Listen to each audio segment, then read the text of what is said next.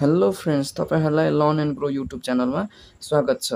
अनि मैले आजको भिडियोमा तपाईहरुलाई क्लास 5 मा रहेको कम्प्युटर साइन्सको च्याप्टर 5 मा रहेको टाइप्स अफ डिजिटल कम्प्युटरको टपिकमा मैले हजुरहरुलाई सबै क्वेशन एन्सर लिएर आइसकेको छु। तपाईले देख्न सक्नुहुन्छ यहाँ पेज नम्बर 63 मा रहेको यहाँ ए देखि एच नम्बरसम्म क्वेशन एन्सर रहेको छ। जति पनि नयाँ साथीहरु हुनुहुन्छ उहाँले मेरो भिडियोलाई लाइक गरिदिनु होला अनि च्यानललाई एउटा सब्स्क्राइब गरिदिनु होला अनि यो भिडियोलाई तपाईहरुको साथीहरुसँग शेयर पनि गरिदिनु होला। अब ढिला नगरी मैले हजुरहरुलाई मेरो क्वेशन एन्सर तिर लिएर जान्छु है त। साथीहरु, तपाईले यो पेपरमा देख्न सक्नुहुन्छ मैले ए नम्बर देखि एच नम्बरसम्म सबै क्वेशन एन्सर यो पेपरमा लेखेर ल्याइसकेको छु।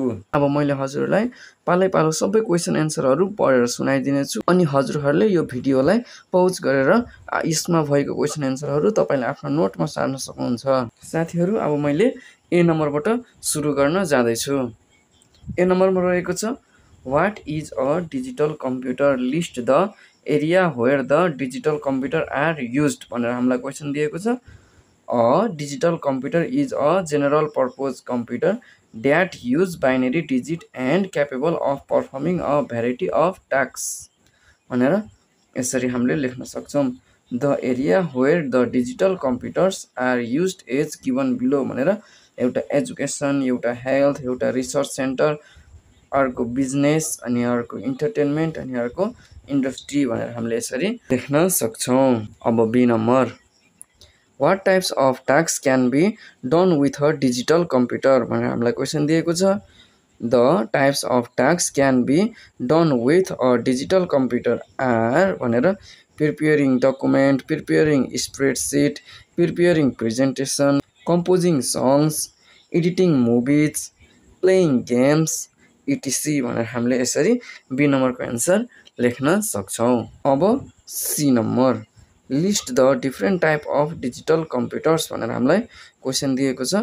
The different type of digital computers are भनेर super computer, mainframe computer, mini computer, micro computer भनेर हामीले यसरी यसको एन्सर लेख्न सक्छौं।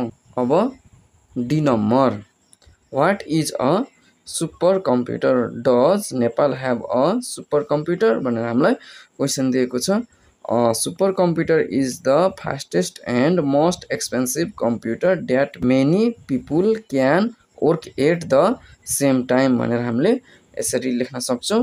अनि अर्को यस Nepal have a super computer भनेर हामीले यसरी लेख्न सक्छौं।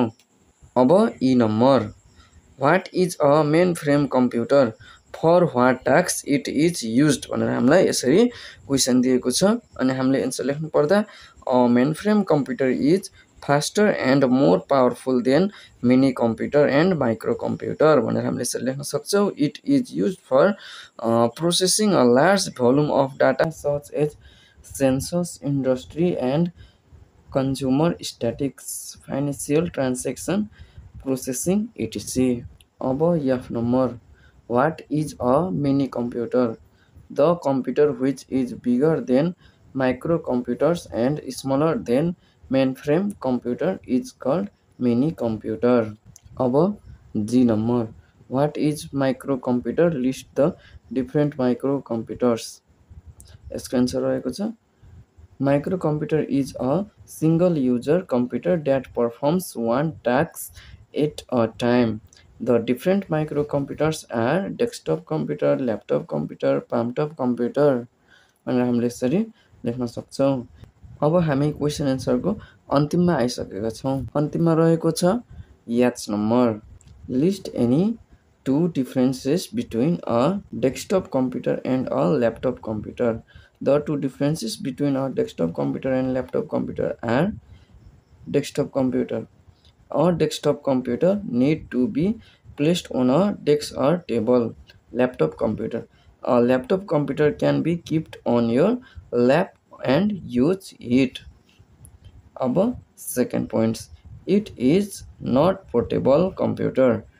ल्यापटप कम्प्युटरको second point it is a portable computer. साथीहरु, मैले हजुरलाई च्याप्टर 5 मा रहेको सबै क्वेशन एन्सरहरु शेयर गरेर सकिसके। तपाईहरुले भिडियोलाई पौज गरेर पनि यो क्वेशन एन्सर सार्न सक्नुहुन्छ। भिडियो अन्तिमसम्म हेर्नु भएकोमा तपाईलाई धेरै धेरै धन्यवाद। अब हामी यसै गरी फेरि अर्को भिडियोमा भेट्नेछौँ। आजलाई यति नै। By by.